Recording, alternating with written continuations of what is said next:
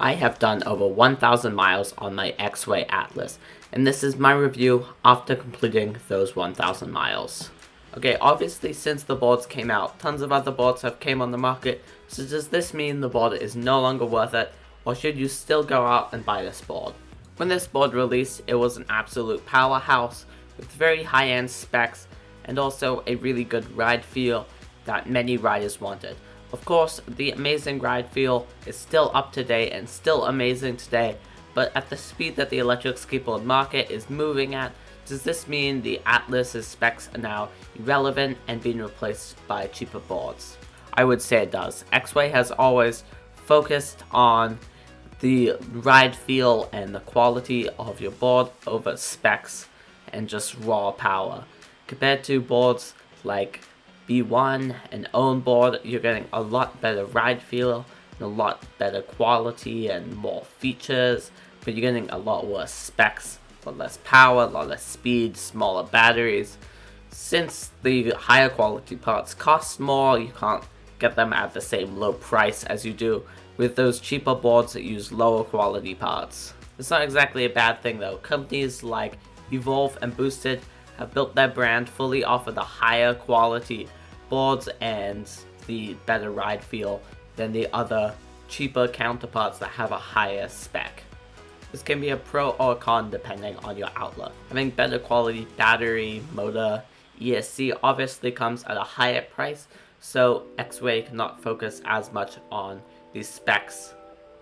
But that means you aren't going to have that high top speed, that high range, but you are going to be getting a better ride feel.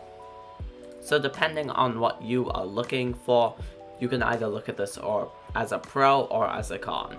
These more expensive boards normally come with better customer support and faster shipping. Alright, so what have I changed on my board? First of all, I have switched my bushings out to riptide bushings. I would recommend everybody does this on any electric skateboard, even if you have really nice bushings already in your board that come stock.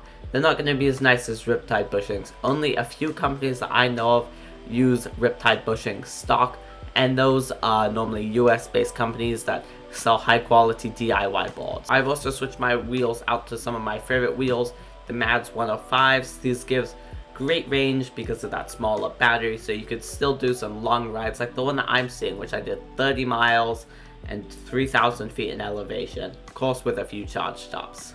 If you want to learn more about the specs of this board, my original video on the Atlas covers all of that in more detail. I've recently started to notice my board has a slightly lower top speed and slightly lower range than when I got it stock.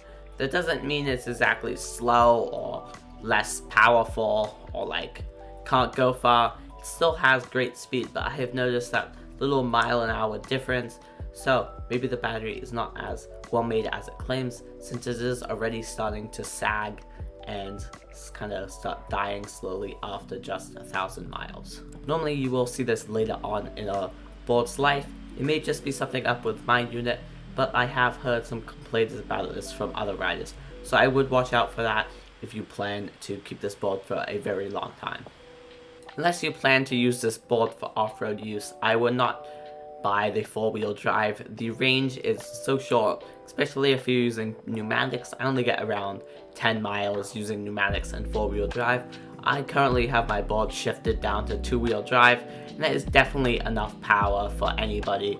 You only need that four-wheel drive if you're doing some really crazy off-road trails, and I doubt most riders need it.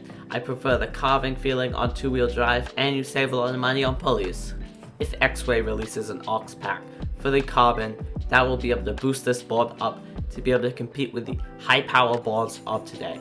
But with that said, I would still recommend this board if you're looking for a board that has a better build quality, a better ride feel, and is semi-affordable, especially with the amazing sales. Hope you guys enjoyed. If you did, make sure to drop a like and subscribe. See you next time.